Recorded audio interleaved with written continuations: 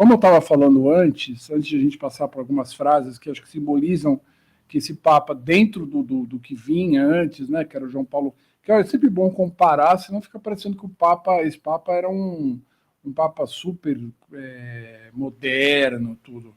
Ele era um cara voltado para onde a igreja sempre devia se voltar, né? Para a desigualdade social, né? Justiça social, para os mais pobres, contra as guerras. Ele estava muito preocupado com a guerra na faixa de Gaza. Imigrantes. Sobre a questão dos imigrantes. Então, ele era um Papa sempre preocupado com que um bom Papa devia estar preocupado, né? Que as pessoas com a paz do mundo. Ele falou há pouquíssimo tempo sobre os padres serem gays.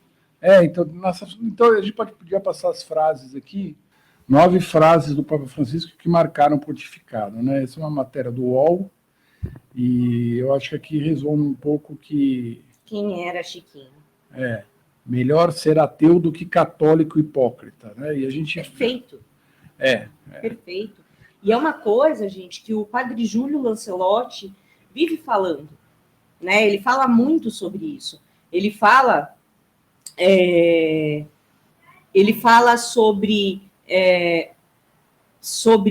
Desculpa, gente, eu desfoquei. O padre Júlio fala muito sobre as outras religiões, inclusive, que não adianta você rezar uma missa ou fazer um culto 4 horas da manhã se você não exerce falando essas do Frei coisas. Gilson, né, diretamente. Falando sobre o Frei Gilson, mas não é só sobre o Frei Gilson. Ele fala isso, ele fala a quantidade de católico que tem, que não cumpre a palavra, é absurdo. Então não adianta você ir na missa, você rezar, você pedir a Deus, você seguir aqueles preceitos, se você não cumpre isso no seu dia a dia, se você é um verdadeiro babaca no seu dia a dia, se você não ajuda o próximo, e não é só financeiramente, gente, existem milhares de formas de ajudar o próximo.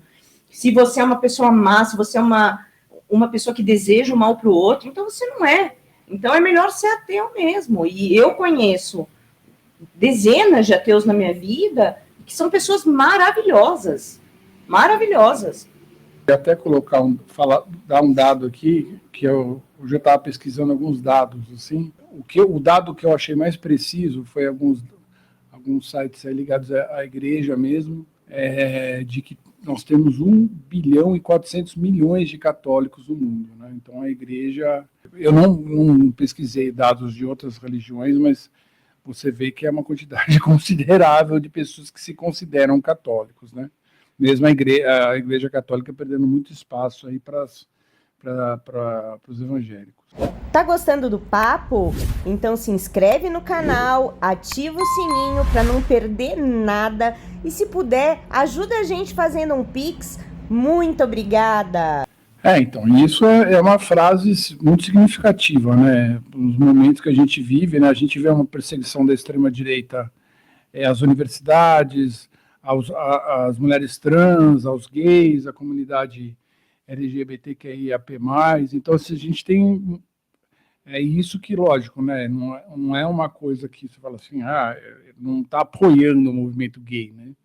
Mas ele se exime de julgar, pelo menos, essa pessoa, que eu acho que, dentro do cenário atual, né? Mas lê a frase pra gente, para pessoas como eu que não enxergam. Se uma pessoa é gay, busca a Deus, quem sou eu para julgá-la?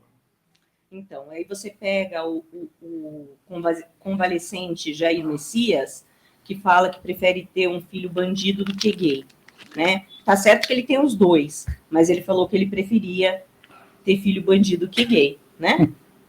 Mas, cara, isso porque é óbvio que uma coisa tem a ver com a outra, gente.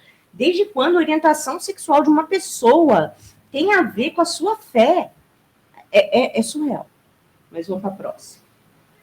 Católicos não precisam procriar como coelhos, né? Que é uma coisa que sempre tinha essa coisa de não poder usar camisinha, né? De não poder usar nenhum método anticoncepcional, né? Tinha uma questão que, eu lembro dos anos 80, que tinha essa babaquice que, não, mas a igreja proibia a camisinha, né? Então aí é uma fala, e sempre são falas que ele não vai direto, né, ao ponto, assim, mas ele ele expressa algum sentimento de algum certo progressismo, assim, né? Não é que essa palavra já esteja bem batida, né? Só de progressismo, mas tudo bem, vamos lá. O dinheiro deve servir e não governar, né? Hoje a gente vê... Isso serve muito para o governo Trump, né, cara? Que você vê que o Trump lá, com todos aqueles caras, os homens mais ricos do mundo, né? Então, tipo... E hoje a gente vê os lobbies, a gente vê tudo, a política muito... sempre teve, né? Mas eu acho que hoje a coisa consegue ser... E a extrema-direita mesmo, né? Consegue governar para 1% dizendo que é antissistema, né? Então é uma fala importante.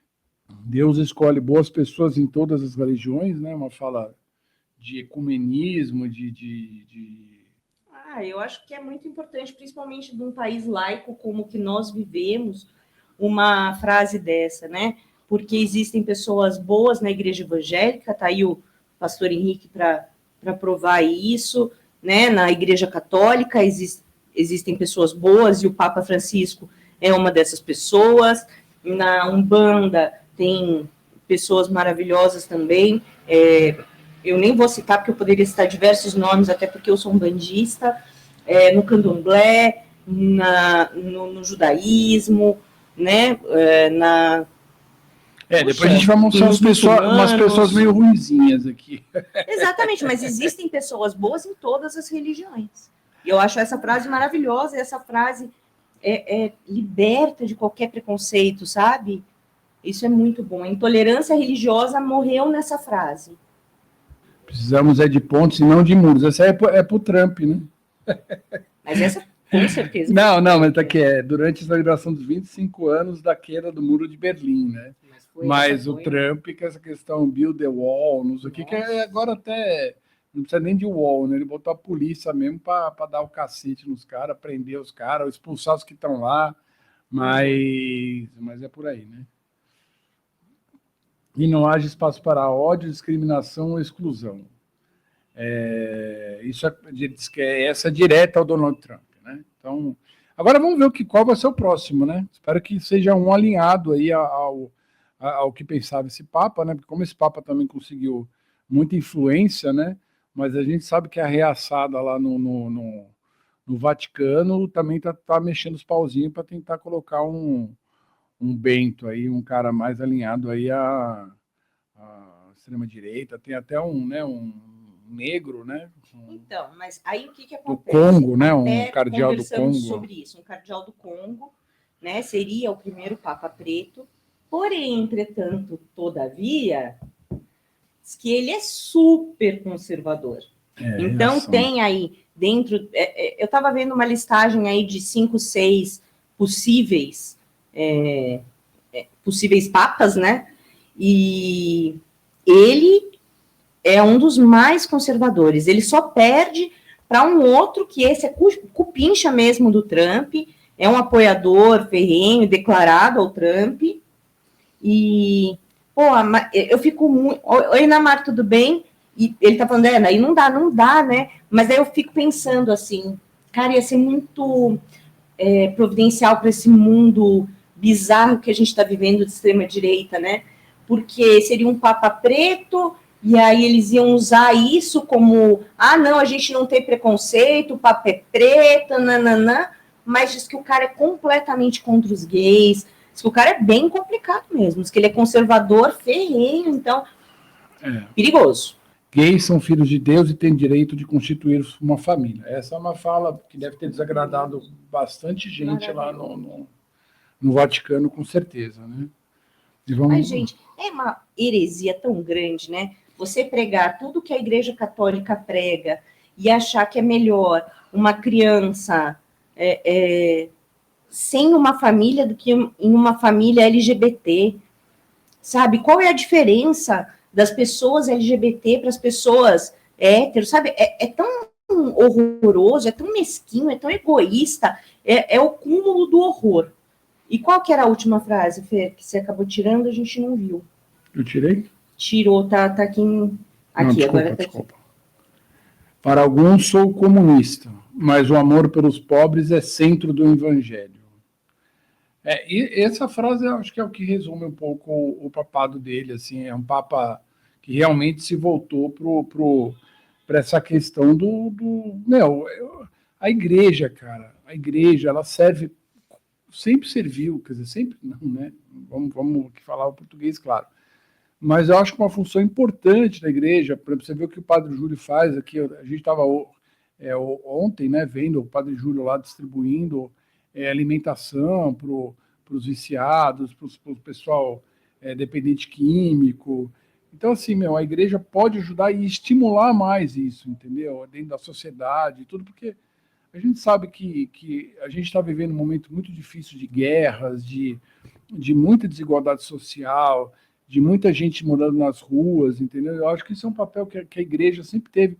Os evangélicos também, tem uma parte dos evangélicos também que faz esse trabalho social, como bandistas, como espíritas, mas acho que a religião que se volta para isso tem sempre o meu respeito, mesmo eu não sendo ligado a nenhuma religião, eu já frequentei Umbanda, sou batizado, entendeu?